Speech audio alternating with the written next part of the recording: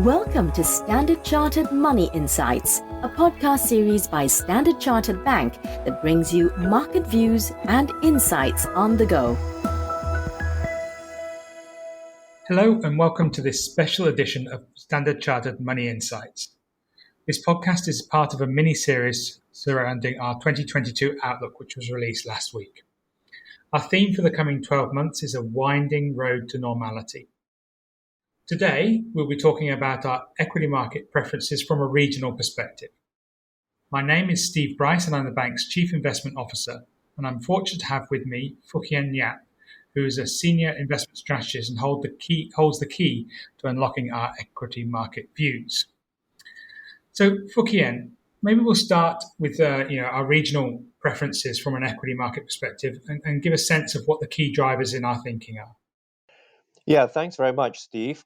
So regionally, from global equities perspective, we prefer the US and the Euro area. So that's where our preference is, the two areas. And then we have a core view in Asia ex-Japan and in Japan. And we have a less preferred view for UK equities. Now, in coming up with the regional views, the key drivers we see are earnings growth, valuation changes, and policy matters. So those are the three key drivers that we see.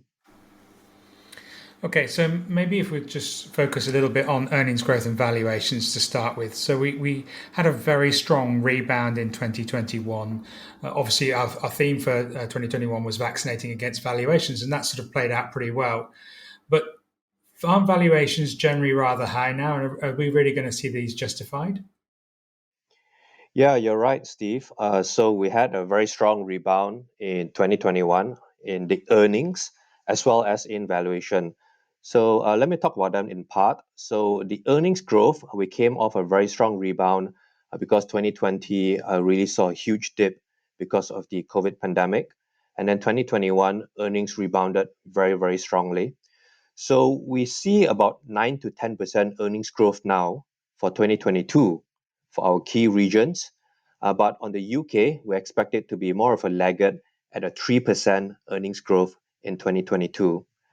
Now, the US and the Euro area, which is our preferred regions, we see above trend growth and also consumer services pick up. That's going to be helpful in driving your earnings growth. And in the Euro area, there is also potential fiscal stimulus in Germany. And the ECB still is very accommodative in the monetary policy. So this is going to drive earnings growth for these regions in the 9 to 10% area. That's our thinking for 2022. But the UK would be a laggard with relatively less fiscal stimulus. There's also still your uncertainty with Brexit. On the valuation side, we do recognize that the US trades at a premium to non-US equities, but we do expect this to continue. The US holds an innovation premium. They've been doing very well on that front, and we think that they will continue to trade at a premium to non-US equities. For the Euro area, though, a valuation is relative to the global equities. The valuation for Euro area is below historical average. So that actually acts as a bit of support for the Euro area. And here, we think that the rise in ESG is something that we believe can help the Euro area because it scores very well if you look at the ESG metrics in the Euro area. And you mentioned policy. How does that factor into your thinking for regional equities? Yes, that's right. So from a policy point of view, we see much greater visibility in the US and Euro area. So that is one reason why we do prefer those two regions.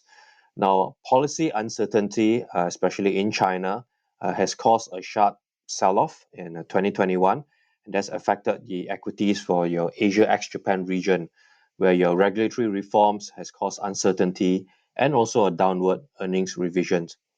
We think the worst is over now, although regulatory overhaul would still continue. We think the worst is over, and so we do have Asia ex-Japan as a core holding in terms of our regional preferences. But we do prefer the US and Euro area where there is better visibility on policies. Yeah, and I guess the outlook for the dollar is also important, right? Because we know that the emerging market assets generally do well if the dollar is to weaken significantly. So obviously that dollar strength that we've seen in recent times has been a bit of a headwind, but assuming we get that out of the way, that could be a bit of a positive. Okay, Fook Hien, thank you so much for joining us today. That is all we have for today's special episode of Standard Chartered Money Insights. If you'd like to learn more or read our publications, please visit our website at sc.com under Market Insights. As a reminder, if you enjoyed our discussion, please rate and review us wherever you get your podcasts. Thank you for joining us, and enjoy the rest of your day and stay safe. Thank you for listening to Standard Chartered Money Insights, a podcast series by Standard Chartered Bank. For more details on the latest market insights, subscribe to Standard Chartered Money Insights.